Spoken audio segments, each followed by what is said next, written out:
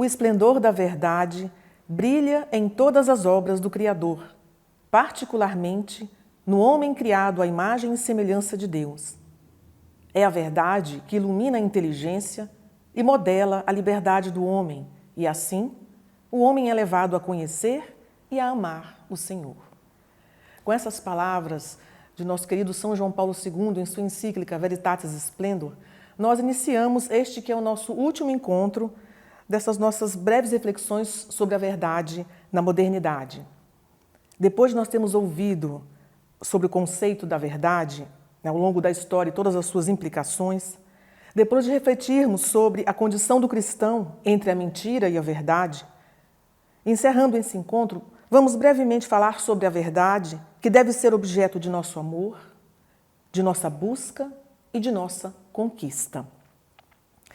Nem é preciso dizer que hoje a verdade perdeu todo o seu prestígio, o seu lugar e a sua importância. Eu acho que a expressão mais ouvida e explorada nesses últimos meses é fake news, notícia falsa.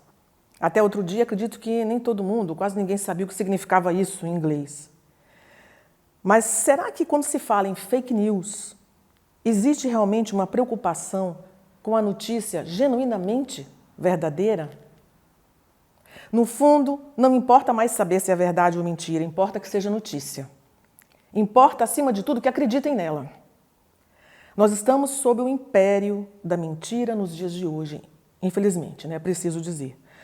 Hoje nós temos os meios para propagar a mentira instantaneamente e para todos ao mesmo tempo com a globalização das comunicações. Então nós vivemos realmente no reino universal da mentira e vivemos nessa atmosfera. E assim nós vemos que nunca a verdade foi tão negligenciada, tão desprezada e tão ultrajada como em nossos dias atuais. Nada pode ser mais danoso para o homem. A questão é que sem a verdade, o homem se perde da realidade. Sem a verdade, não há liberdade. Sem a verdade, não há justiça. E como cristãos que nós somos, seguidores da verdade que é Cristo, nós temos a missão de dar testemunho da verdade. Temos a missão de viver e de morrer pela verdade. Onde está o cristianismo? Aí está a verdade. Talvez por isso nós estejamos vivendo numa atmosfera, eu ouso dizer, cristofóbica.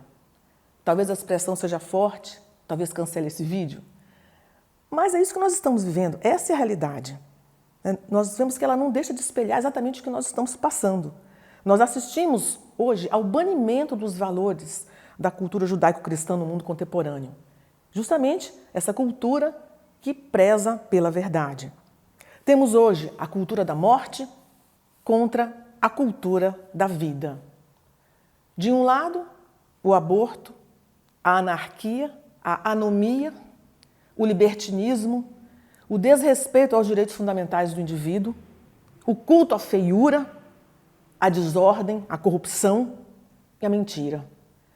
Do outro lado, temos a obediência, a liberdade, o respeito, a vida, a ordem, a beleza, a justiça e a verdade.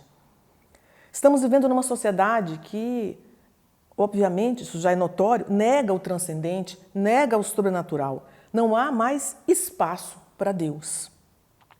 E quando nós nos perguntamos acerca da verdade, nós entramos inevitavelmente no universo da filosofia e também da teologia, se estamos no âmbito do cristianismo. O Papa São João Paulo II, na sua encíclica Fides et Ratio, Fé e Razão, mostra que tem da filosofia uma visão mais ampla e mais conforme às suas origens. E aí ele coloca nessa encíclica a pergunta se o homem é capaz de conhecer a verdade, as verdades básicas acerca de si mesmo, sobre a origem das coisas, sobre o seu futuro, sobre a sua própria origem, o seu amanhã, ou se ele vive numa penumbra incapaz de ser esclarecida, devendo então, em última análise, se resignar a tratar de questões simplesmente e somente úteis. O peculiar da fé cristã, se nós olharmos para o mundo das religiões, é justamente afirmar que ela nos diz a verdade sobre Deus, sobre o mundo e sobre o homem. A fé cristã pretende ser a religião da verdade. Eu sou o caminho, a verdade e a vida, nos disse nosso Senhor, como lemos em João 14:6. Nessas palavras do Evangelho, acha-se expressa a pretensão fundamental da fé cristã. E sobre essa pretensão, como afirma Bento XVI no seu livro Fé, Verdade e Tolerância, sobre essa pretensão se baseia a tendência missionária da fé. A fé cristã interessa a todos os homens somente se ela é a verdade. Se fosse apenas uma variante cultural das experiências humanas, então ela deveria permanecer lá na sua cultura e deixar as demais nas suas culturas. E a encíclica Fé e Razão de São João Paulo II, que é, portanto, de 1998, mas mantém a sua atualidade, essa encíclica quis justamente reabilitar a verdade em um mundo caracterizado pelo relativismo, pelo egoísmo. A encíclica quis que a verdade voltasse a ter uma validade na situação da ciência atual, que, embora procure verdades, desqualifica muitas vezes a questão da verdade como não científica. E é isso que nós estamos vendo hoje. Então, pretendendo-se a chamada interpretação histórica de todas as coisas. Então, vigora hoje se fazer uma interpretação histórica de todas as coisas de um modo geral.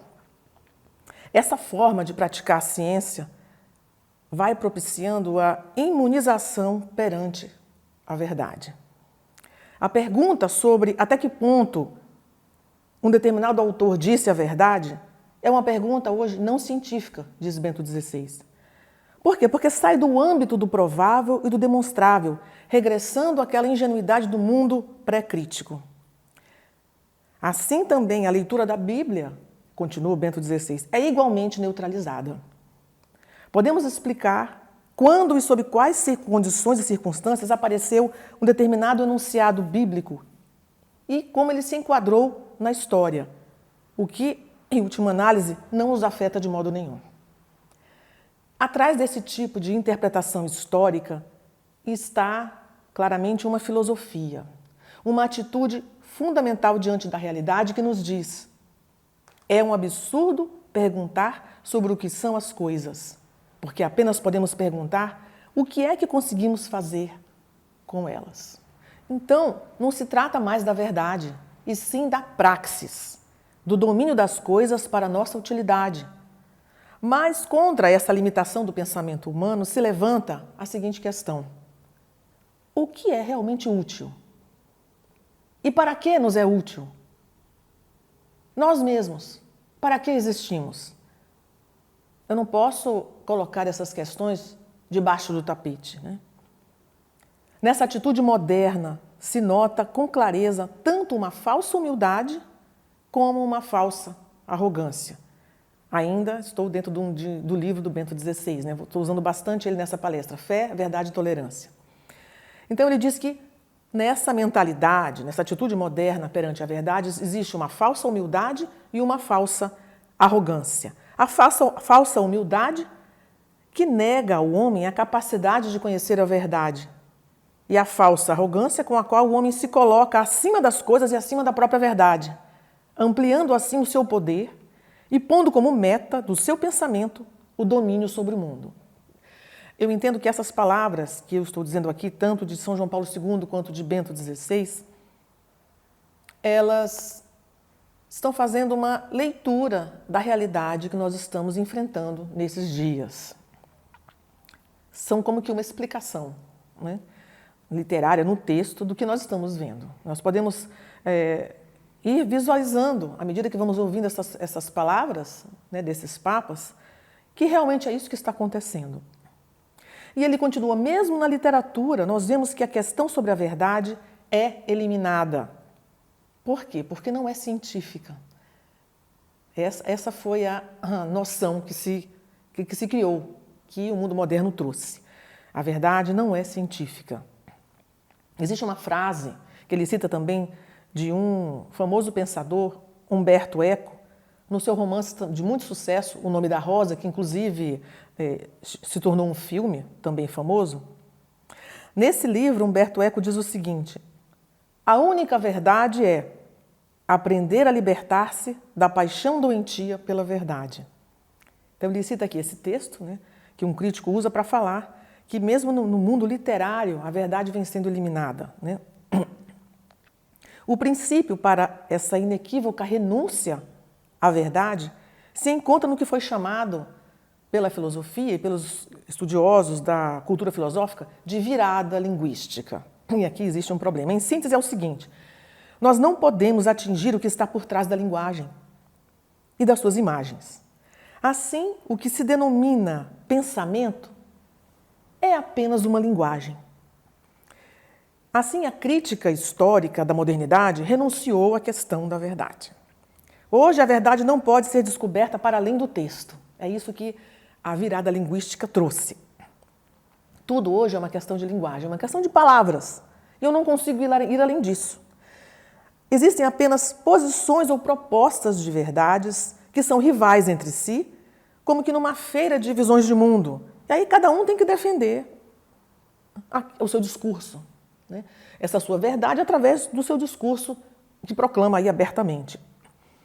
Então, fechando esse raciocínio, Bento XVI utiliza João Paulo II na mesma encíclica, né, Fé e Razão.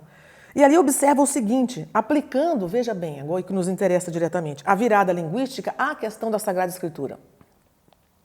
Ele vai dizer: a interpretação da palavra de Deus não pode nos deixar apenas perambulando de uma interpretação para outra, sem nunca nos fazer alcançar uma afirmação absolutamente verdadeira. O homem não é um prisioneiro do gabinete de espelhos das interpretações. Ele pode e deve penetrar no real, que se acha por trás das palavras, e que se lhe mostra em palavras.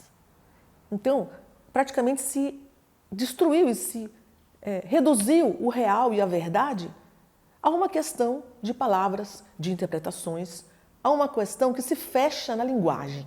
A linguagem é o centro, eu só fico na linguagem. Fora disso não existe uma verdade. Então se extirpa aí também o mundo da objetividade. Veja o perigo.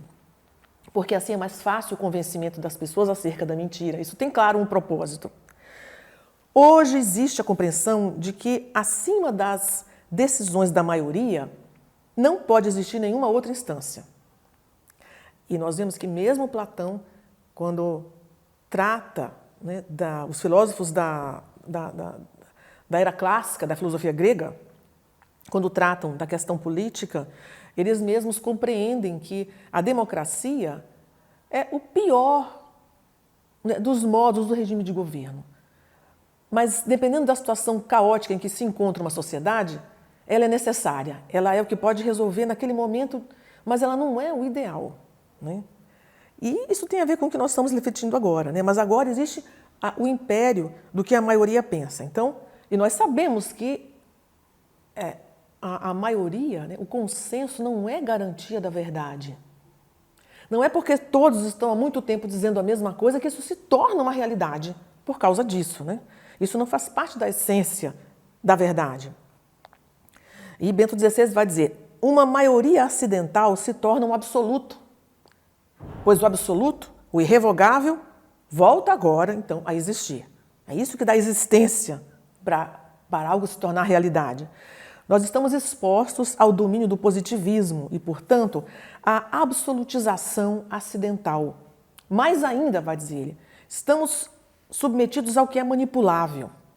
Quando a pessoa humana é excluída da verdade, então é só o acidental e o arbitrário que podem dominá-la. Veja as expressões de Bento XVI. Assim se faz necessário desenvolver ao homem a sua dignidade. E é preciso resgatar essa dignidade. Em que consiste a dignidade do homem? Consiste em que nenhuma instância humana pode dominá-lo, uma vez que ele é um ser aberto à verdade. O homem é, sim, vão dizer aqui os dois papas, O homem é sim capaz de alcançar a verdade. Que a virada linguística quis tirar isso, né? E mesmo contextos históricos anteriores, né? O homem não é capaz de alcançar a verdade. O homem é sim capaz de conhecer e de alcançar a verdade, porque Deus mesmo capacitou o homem para isso. Deus quis se revelar. A revelação é a maior prova disso. Deus quis se revelar ao homem. Para tanto, Deus dotou o homem na criação, fazendo-o a sua imagem, de dons e de potências e faculdades que permitem que ele tenha acesso ao conhecimento. Então, Deus quis se revelar, então capacita o homem para acolher essa revelação. Então, Deus quer ser conhecido pelo homem. Então, o homem tem sim essa capacidade. Deus mesmo dotou o homem da capacidade de conhecê-lo e, portanto, de conhecer a verdade. Cristo, como nós vimos no próprio Evangelho, Cristo é a verdade. E por meio dele e para ele foram criadas todas as coisas, vai dizer São Paulo.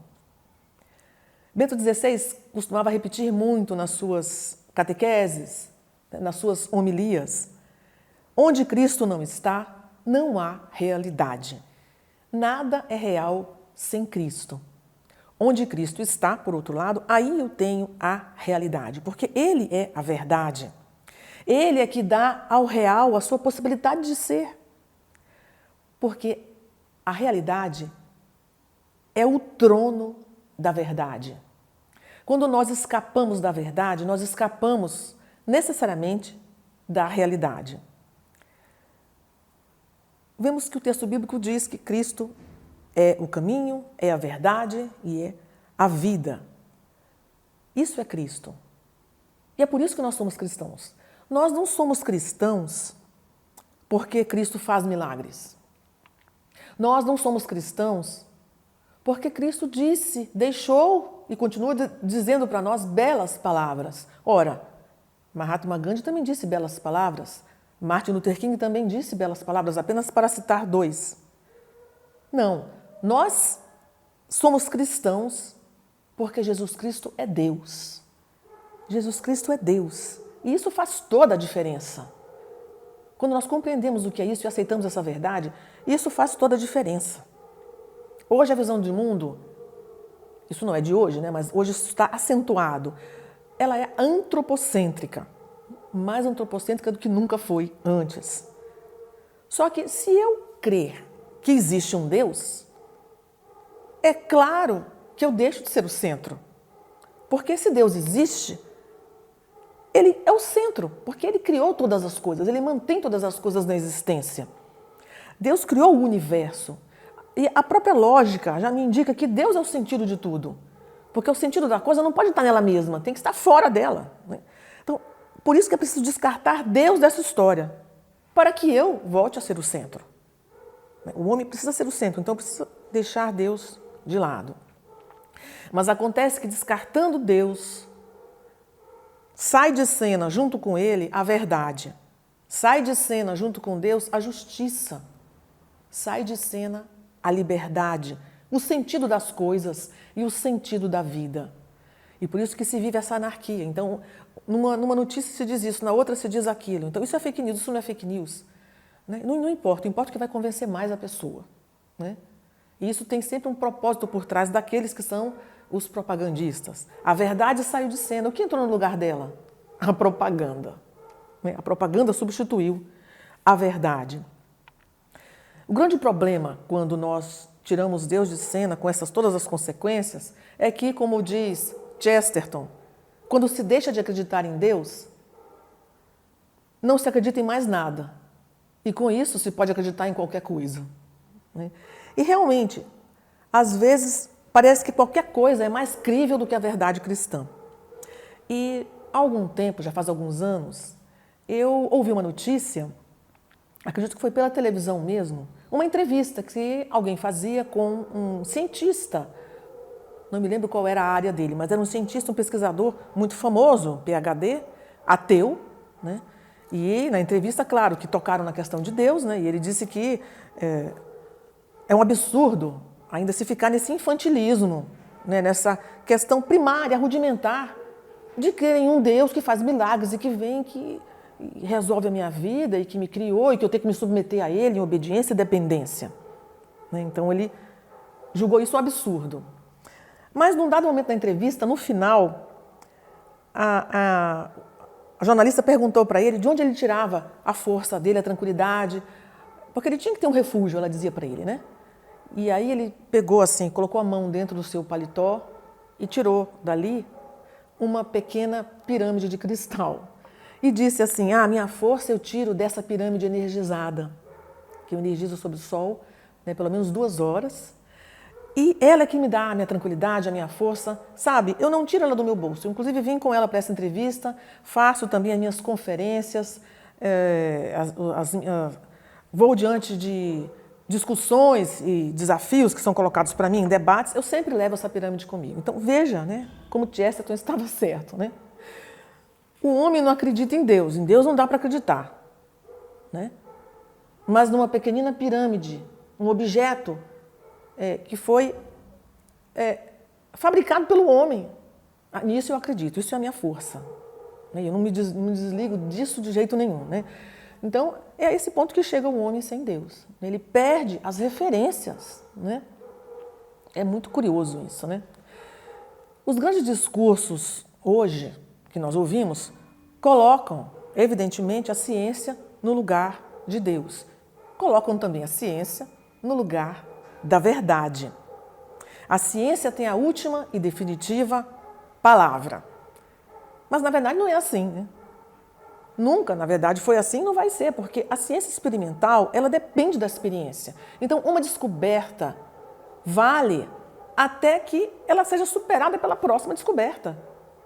E isso é muito importante, é bom que seja assim. É disso que a ciência vive, ela vai progredindo, né, nas suas descobertas. Então, isso é uma verdade até que uma nova descoberta, com a tecnologia e tudo mais, o novo conhecimento do homem, venha e supere esta outra verdade e traga uma outra nova, muito maior, né? Então não existe uma evidência científica. Essa é uma expressão que a gente tem costumado ouvir por aí, né? Mas a ciência ela não lida com evidência. A ciência lida com a experiência, né? Com a prova do que pode ser provado pela experiência, né? E que vai, então, enriquecendo todo o seu corpo, né? O seu conteúdo dentro de cada área. A lógica, que é o campo da evidência, né? Não é a ciência. Nós ouvimos as pessoas dizerem, às vezes, não dá para acreditar em Deus, porque Deus não pode ser conhecido. Quem falou para você que Deus existe? Deus não é sujeito de experiência. Aí você pensa, Deus não é sujeito de experiência? Podemos responder com vários fatos, aí contra fatos, não argumentos. Basta a gente lembrar das cerca de 70 mil pessoas que estavam em Fátima, naquele dia, em 1917, que viram o sol se aproximar. Algo que a ciência não pode explicar. Por ali, nós vemos que Deus é sujeito de experiência, sim. É uma clara manifestação de Deus. Isso para citar pelo menos um caso, né? Mas Chesterton previu essa situação que nós estamos vivendo. Veja o que ele disse, que curioso, né? Há quase um século. Chegará o dia em que teremos que provar ao mundo que a grama é verde.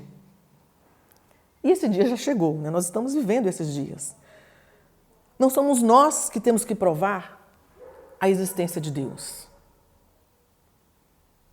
Porque existe um princípio dentro do direito que afirma que o ônus da prova cabe a quem alega. Houve um certo dia em que alguém levantou a questão: Deus não existe. Então é você que tem que provar que Deus não existe. Não é aquele que crê que tem que provar a existência de Deus, mas aquele que se levanta contra isso. Porque se nós pararmos para pensar, é até uma questão a própria razão intui a existência de algo superior, transcendente, externo ao homem, que lhe dá o sentido, que lhe dá também a sua origem, o seu destino. Isso não é uma questão de religiosidade, a própria razão, né, já nos dá essa verdade. Então, a própria razão nos coloca esta premissa, que é uma premissa necessária e irrenunciável, né? Então, a verdade é algo que se impõe a nós. Nós não estamos, nos dias de hoje, em terra de cegos. Nós estamos em terra de pessoas que resolveram fechar os olhos para a verdade. Porque é preciso ser virtuoso para aceitar a verdade. É preciso ter coragem, humildade para reconhecer a verdade, muitas vezes. E diante da verdade, nós só temos uma única atitude a tomar: aceitá-la. Né? Fora disso é loucura. Né? Mas no mundo da malícia, da perversão e da corrupção, né, que nós vivemos hoje, a corrupção dos costumes, dos valores, a mentira acaba se revelando mais persuasiva do que a realidade. E isso é algo que nós temos percebido também no mundo, né? Principalmente nesses 2 últimos anos. Isso tem se evidenciado com muita clareza agora, não é novidade isso, né? Mas a mentira ela se revela mais persuasiva do que a realidade. E ela é mesmo. Mas para entender melhor isso, né, e mais ainda também o que nos disse até agora Bento XVI, logo que nós começamos essa reflexão, eu vou trazer aqui a lembrança a chamada teoria do signo. Então vamos explicar um pouquinho isso. Nós temos na teoria do signo, segundo ela, nós temos 3 elementos, né, na realidade e no discurso: o signo, o significado e o referente. Talvez você conheça até essa teoria do signo com outros nomes, né? Mas nós temos aqui o signo, o significado e o referente. Então vamos definir primeiro cada elemento, né? E vamos depois exemplificar. O que é o signo?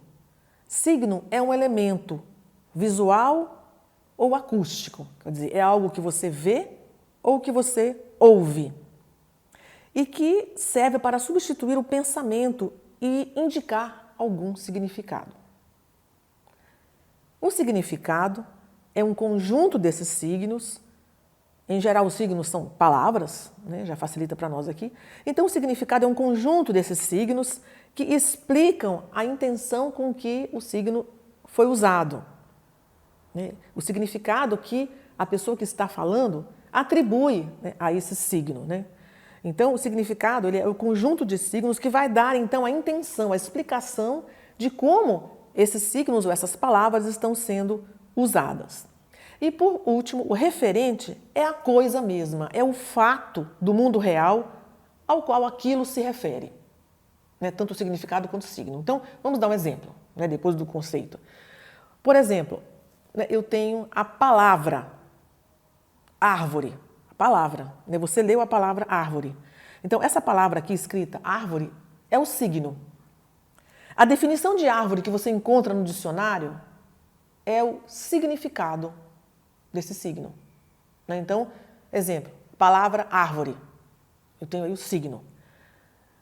A definição de árvore no dicionário é o significado. E o referente é a árvore mesma que está lá fora, na rua, na calçada da sua casa. Então, o referente é o fato, né, sobre o qual se fala, ou a coisa que está ali. Né? Então, isso é o referente. Então, um elemento que seja extraverbal, que não vem com uma expressão verbal pronta, né? Isso é o referente. Então, para eu poder compreendê-lo, me dirigir a ele, eu preciso do signo e do significado. Mas esse signo e significado, eles são de quem? Eles vieram assim, de paraquedas? Não, eles são, por isso que a palavra se chama referente, eu ia dizer, se refere ao referente, né? E fica repetitivo, mas é justamente por isso que a palavra escolhida aqui foi referente. A referente é a coisa como tal, né? A qual vai se referir o signo e o significado. Então, tudo tem a sua origem lá na coisa, no referente. Então, quando eu escrevo a palavra árvore, né, eu me lembro daquele objeto, árvore que eu conheço, que é o referente, né? Mas o que é ele, né? Que eu estou vendo aqui, a minha visão pode estar também tendo acesso aqui à coisa, né? E ela se expressa por essa palavra, por esse signo, que tem então uma explicação. Aí vem o seu significado, né? Que é o seu conceito, aqui no caso a sua definição, né? Então, quando você tem um discurso, né? Tudo isso para chegar aqui, né? Quando você tem um discurso, né, no qual você somente conhece os signos e os significados, essas palavras costumam evocar em nós uma reação sentimental, uma emoção. Então, o signo e o significado vem naturalmente com um peso emocional, né? Desperta uma reação em nós, independentemente do conhecimento do referente que eu tenha ou não. né? Então, aquelas palavras, elas já provocam em mim, elas são intencionais, né? Chegando aqui nos discursos que a gente ouve isso, principalmente na política, né? Então, elas já vêm carregadas com essa projeção de reação em mim, né? Independente, então, do referente. O referente é a realidade, né? Então, as próprias palavras têm esse peso emocional, né? Elas por si bastam para despertar essa reação. Isso significa, então, aí nós compreendemos, né, a tragicidade da coisa. Em qualquer situação, a mentira é, de fato, mais persuasiva do que a realidade. Por quê? Porque o discurso da realidade, quer dizer, aquele que se refere, né, ao referente, que se reporta ao referente, ele precisa do referente, porque ele está se tratando justamente de algo objetivo, né? Então, se você não tiver o referente, né, você não vai conseguir fazer um discurso só do signo e do significado, né?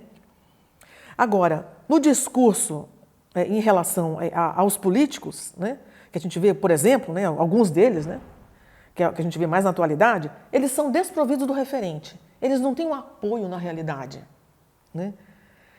Não se refere a nada, resumindo. Então, eles fazem um apelo, né, usando dos signos e dos significados, né, das palavras, né, das intencionalidades, né, dos significados que eles colocam aí nessas palavras, para ativar, então, a minha reação emocional. Então, gera muitas vezes, você vê que às vezes alguma palavra, algum discurso, uma palavra de peso, ela vem carregada de comoção, para gerar comoção nas pessoas. Então, ninguém nem se pergunta se isso aconteceu mesmo, né? Se a pessoa falou aquilo, alguém vai dizer, não, fulano disse, veja só, né? Então, já tomam aquilo como verdade, sendo que não tem um amparo na realidade, porque não há uma ligação com o referente, né? Então, esse discurso são só palavras. Então, é um discurso muito mais fácil de se fazer. Já o discurso da verdade, né, que então ele é apoiado no referente, ele dá muito mais trabalho, né, porque você precisa se apoiar na realidade, você precisa vir até ela, mostrar, evidenciar essa realidade, provar essa realidade, né? E a gente vê que hoje essa dificuldade, é por isso que a mentira é mais persuasiva, né? Ela chega mais fácil, se aproxima logo, né, produz logo aquela expressão verbal, produz logo uma reação e acabou, já terminou. O meu papel que eu tinha que fazer ali já acabou, né? Agora, se eu estou dizendo a verdade, isso não vai bastar. Eu preciso buscar o referente, eu preciso mostrar o referente para as pessoas de uma maneira ou de outra. E veja, não é fácil isso, porque a transposição de fatos e coisas para o mundo verbal, da expressão verbal, nunca é perfeita. Agora, a expressão verbal que usa somente, que para nela mesma, usa suas palavras, ela se fecha em si mesma, então ela se conclui, ela é perfeita. Então veja aí que está aí a sua persuasão, né? Você falou, acabou, está falado. O que você disse não precisa corresponder a nenhum fato real. Não precisa ter correspondência nenhuma com a realidade. A mentira tem esse privilégio, né? E é por isso que é mais fácil mentir do que desmentir uma mentira. Então, num primeiro instante, a mentira tem essa grande vantagem, né? O efeito verbal por si só produz o resultado desejado. Tenho aí o quê? As fake news. As palavras por si só já funcionam. Não precisa provar mais nada, né? E aquilo que se agarra de tal modo no imaginário das pessoas pela via do sentimento, se torna uma verdade. Ganha um corpo de realidade que não tem, né? Aí está a gravidade da coisa, né? E hoje as pessoas vivem, né, com essa questão justamente da virada linguística, vivem num mundo exclusivamente verbal, né? E não tem capacidade de examinar o fato, examinar a coisa, de fazer essa transmutação, né? Mas é preciso fazer, sim, essa transmutação da experiência sensível, real, em palavras, né? A despeito da dificuldade que há nisso, né? E nós vemos que quem tem uma facilidade, na verdade, um dom de fazer isso, são os escritores. Nós vemos na literatura, os escritores e os poetas. Eles são mestres em fazer isso, né?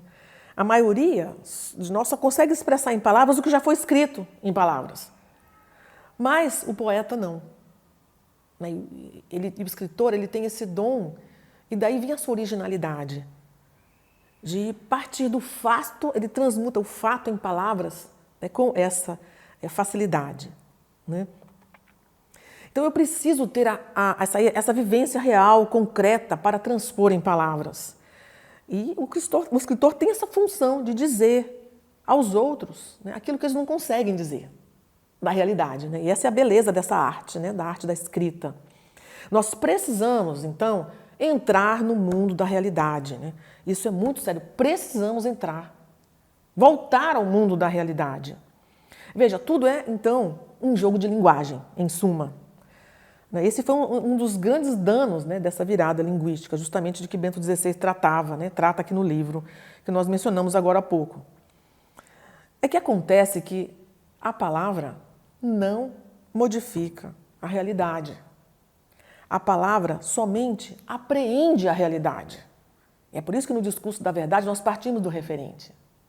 Não se cria a verdade com a palavra.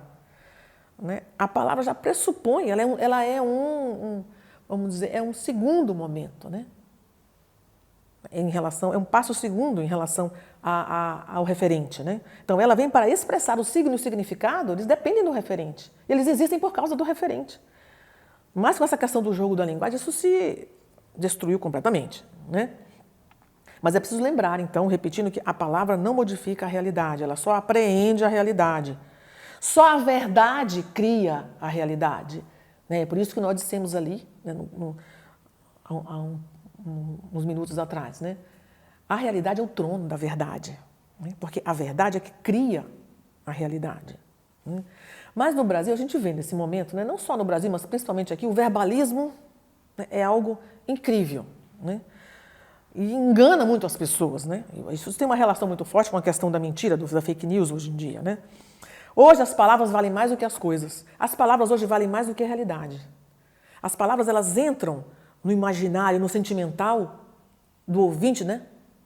Que está ali escutando, né, aquela mensagem, aquela propaganda, né?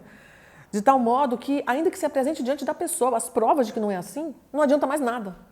Porque aquilo já está calcado, já está gravado, né? Aquele verbalismo todo desse discurso, sem referente nenhum, já se fixou na pessoa pelo sentimentalismo, pela emoção, né? Então, porque isso se produz imediatamente na pessoa, né? Gera uma reação imediata nela, né? Então, a gente vê que nós estamos diante de tudo isso, né, nesse resgate de que o nosso discurso tem sempre um referente, a verdade tem um referente. Tudo tem um referente que tem que ser conhecido, né, mesmo que seja por meios não verbais, para depois ser transmutado em palavra, em verbalidade, né? Criou-se, assim, uma batalha, uma guerra entre a mentira e a verdade. E essa batalha, aliás, não é, assim, uma coisa nova desse tempo, né? Nós vemos que o diabo foi quem inventou essa guerra entre a mentira e a verdade. Aliás, ele que é, dito na Escritura, o pai da mentira. Então, quando nós falamos aqui no reino dos signos e significados sem apoio na realidade, o primeiro a praticar isso foi o próprio diabo. Nós vemos lá no relato, né, do pecado, lá em Gênesis. Ele inventou para Eva, né, que Deus não queria que ela e Adão provassem daquele fruto da árvore do bem e do mal, porque senão eles se tornariam como ele, seriam deuses, né, e Deus não queria concorrentes, né? Então Eva caiu direitinho na mentira, porque essas palavras do diabo, as palavras da serpente, foram esse apelo na emoção dela, e não tinham apoio nem referente nenhum. Diga-se de passagem, o referente verdadeiro, o referente existente, Eva conhecia. Os nossos primeiros pais tinham intimidade com Deus, né? Gozavam, né, dos dons preternaturais que nós perdemos, né? Que eles mesmos perderam, né, com o pecado original. Então, veja bem, o poder desse verbalismo, né, o poder dessa expressão verbal de signo e significado sem o referente. Foi exatamente o que aconteceu ali, né, no relato ali do pecado, né? Eva caiu na mentira que a pegou justamente pelo lado emocional, né? Que nós acabamos de ver aqui nessa teoria do signo, né? Lá no livro do Gênesis, as palavras da serpente são somente signos e significados, né? Como eu disse, não existe referente, não há campo, não há um amparo, né? Não há campo real, não há amparo na realidade, não tem um fato ali, né? Mas só se tem a palavra e ela vem carregada de emoção. Então veja que isso não é realmente novo, né? E nós também continuamos caindo, né? Como Eva cai, né? Mas nós precisamos dar um basta nisso, né? É uma missão do cristão na sociedade de hoje, né? Então vemos aí que o referente na Sagrada Escritura, na nossa doutrina sagrada, né? Está na Sagrada Escritura, está na Palavra de Deus. Ali, veja bem, ali é diferente, porque o referente na doutrina sagrada é a própria fala de Deus, é a palavra. Cristo é a palavra, né? Então, a Sagrada Escritura ali, que contém a palavra de Deus, ela fala toda de Cristo, né? Então, veja aqui como isso é interessante, né? O referente da doutrina sagrada é ali a própria fala sobre Deus e a fala de Deus, né? É a palavra de Deus, né? Então, o discurso de Deus é parte do referente dentro da nossa doutrina, né? Nós temos que nos lembrar disso. Ali já é referente, né? Já é o referente. Ali é a realidade. Vimos ali, né? Cristo é a verdade. Onde Cristo está, está a realidade. Porque Ele é o referente, né? De uma maneira mais simples, né? Então, o discurso de Deus é uma ação real de Deus no mundo. Então, é realidade. O discurso de Deus, veja bem, não é um verbo, né? Não é uma expressão verbal, melhor dizendo, né? O discurso de Deus é uma ação real de Deus no mundo. É referente. No princípio era o verbo. O verbo, né, a palavra, o logos é esse referente. Deus fala e tudo se faz. Veja lá no Gênesis.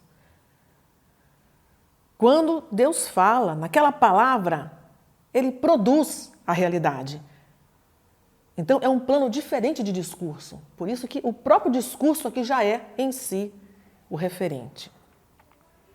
Sob o ponto de vista da espiritualidade, né, e também da corrupção intelectual, nós estamos, né, diante de tudo que, né, nós partilhamos até agora, contemplando, né, eu acho que nós estamos falando e ouvindo aqui e com o pensamento na nossa realidade, né? Nós estamos vendo o pior momento da história humana, né, espiritualmente falando. Porque o homem foi perdendo essa capacidade de discernimento, né, da certeza intelectual em relação às coisas. Isso se restringiu quando não desapareceu, né? O homem perdeu a capacidade de discernir, né, de então encontrar ali a verdade. Então nós precisamos, né, isso é imperioso hoje, né, imperativo, precisamos retornar à realidade. E temos que lembrar também que as falácias não se tornam menos falácias porque elas estão na moda. O modismo é um problema aqui também, né?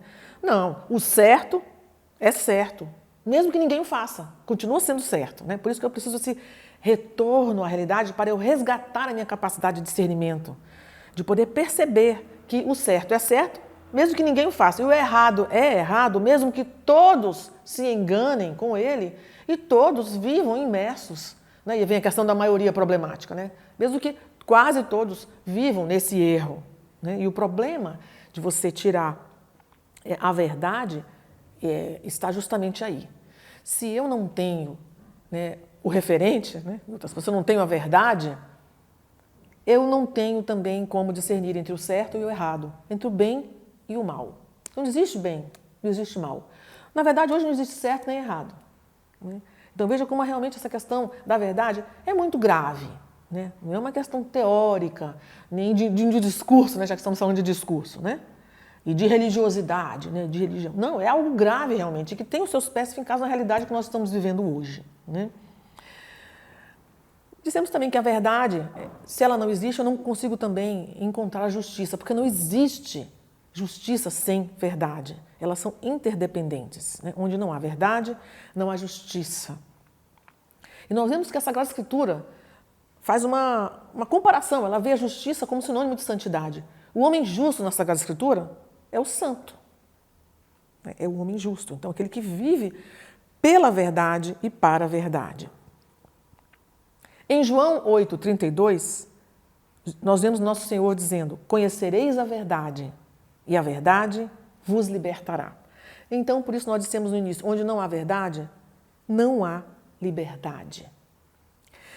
Então, nós caímos de cheio na questão moral, né? Aliás, aquela encíclica que eu citei no começo, de São João Paulo II, Veritatis Splendor, trata justamente da questão moral, não é?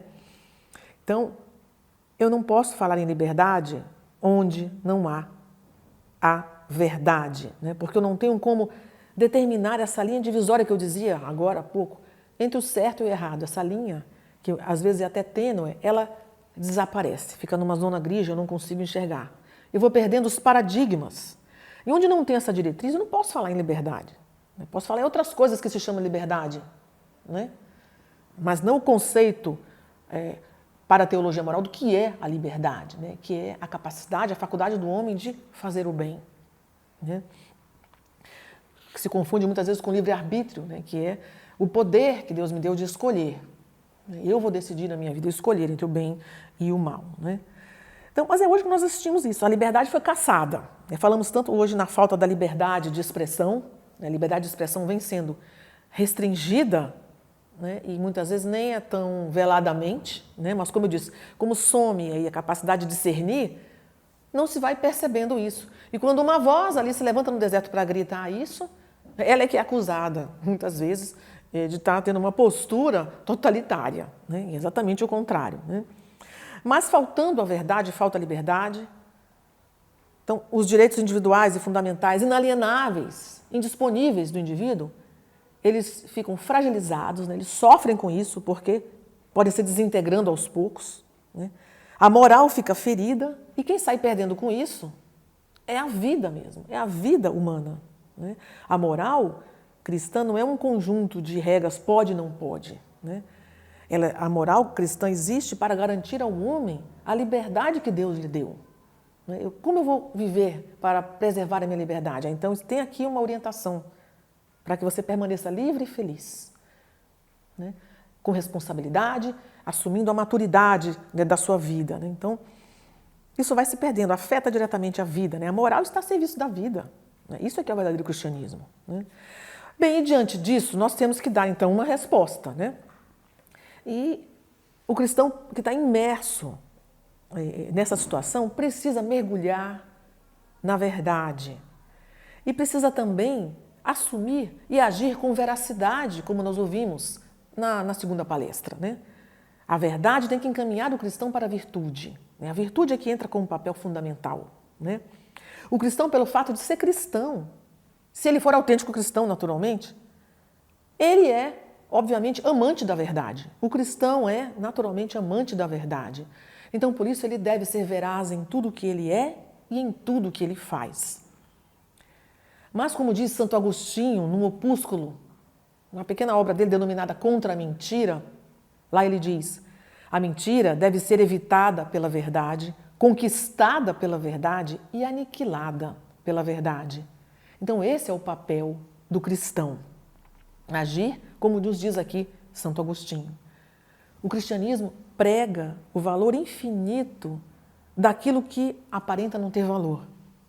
Por outro lado, o cristianismo revela a inutilidade infinita daquilo que aparenta, nesse mundo, ser muito valioso, né? Então, aí esse paradoxo, né? E o cristianismo vem como luz, né? Por isso que cada um de nós, batizados, nós somos chamados a ser luz no mundo, né? Como disse nosso Senhor, sal da terra. Justamente para mostrar isso, né? Para ser testemunho disso, ser um agente, né, dessa verdade que Cristo nos trouxe, né? Nós temos que amar a verdade como cristãos que nós somos, né? Temos que buscar sempre a verdade, não nos deixar iludir. Porque mesmo sendo cristãos, nós podemos cair nessas ciladas, né? Muitas vezes nós caímos, porque, como eu acabei de dizer, né, a mentira é muito persuasiva demais.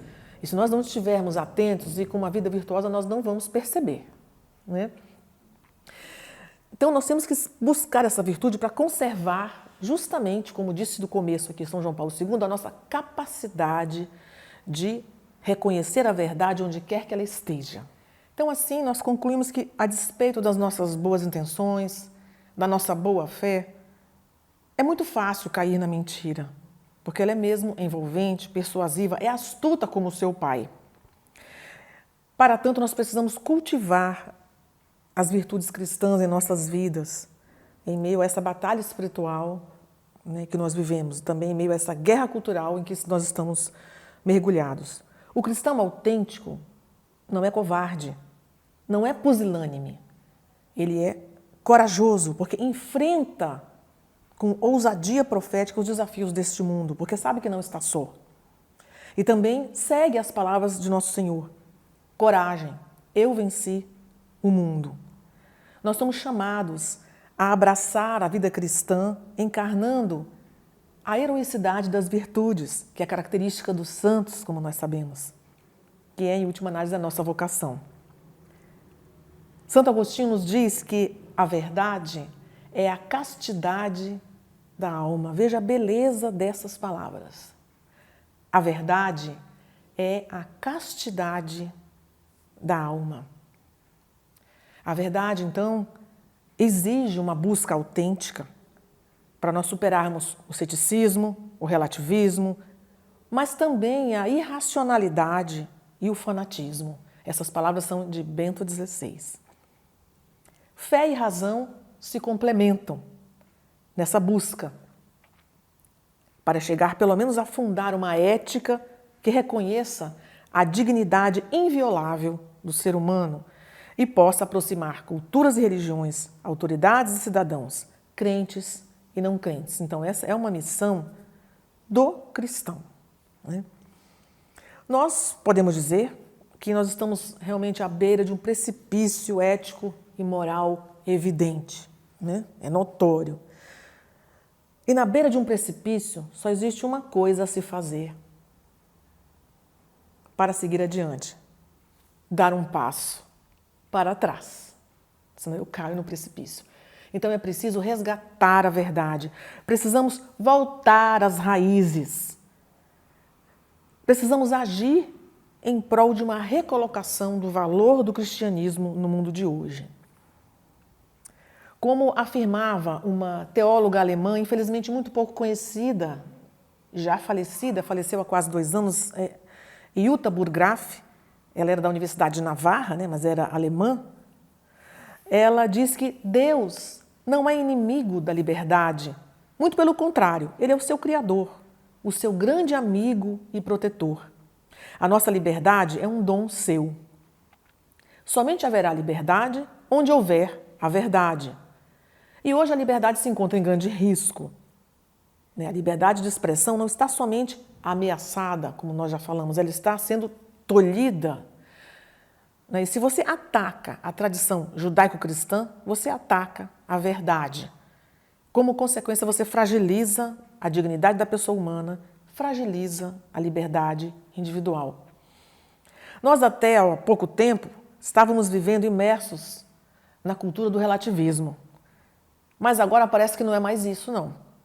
Não é mais o relativismo que está em voga. Ele foi um grande passo para que se chegasse onde nós estamos hoje.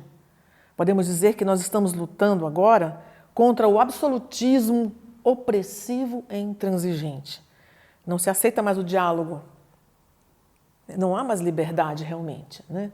As pessoas se dizem abertas ao diálogo desde que você concorde com a ideia delas. Isso não é diálogo, né? Não existe mais diálogo. Então, é um absolutismo que foi preparado justamente por essa visão relativista para ir desqualificando a verdade. E vem esse absolutismo opressivo da mentira assumindo o lugar, né? Então, nós precisamos abraçar, né, com urgência essa causa que é central para nós. Então, é importante que nós cristãos busquemos nos formar, busquemos estudar, busquemos meditar também a Sagrada Escritura, que a oração é fundamental, né? Fé e razão não estão separadas, estão unidas, para que nós possamos resgatar a verdade, recolocar, né, a verdade no seu lugar, né? Precisamos voltar para a realidade. As portas do Espírito, vai dizer Bento XVI, somente se abrem para a perfeita sinceridade de propósitos, que é característica, então, da pessoa veraz, que busca viver virtuosamente. Então, busquemos a virtude, né? Busquemos conhecer a verdade para amá-la mais ainda, conhecer a pessoa de Cristo, conhecer a doutrina da Igreja. Precisamos nos formar, né? E com isso também abraçar essa vivência, né, da virtude, da uma sinceridade de propósitos, né, para nos tornarmos pessoas realmente verazes. E isso por quê? Porque a verdade, como nós já sabemos, só para ir encerrando, a verdade não é algo. A verdade, no fundo, é uma pessoa. A verdade é Cristo, o Logos. Então, é um processo de conquista sucessiva dessa verdade, dessa conquista de Cristo em nossa vida, né? Não se trata aqui de uma doutrina que nós vamos possuir, se trata de uma pessoa. A doutrina está em função da pessoa. Eu vou conhecer a pessoa conhecendo a sua doutrina. Por um lado e por outro lado também tendo uma experiência direta e concreta com Ele pela vida de oração necessária, né? Uma intimidade com Deus. Não somos nós que vamos possuir a verdade, né?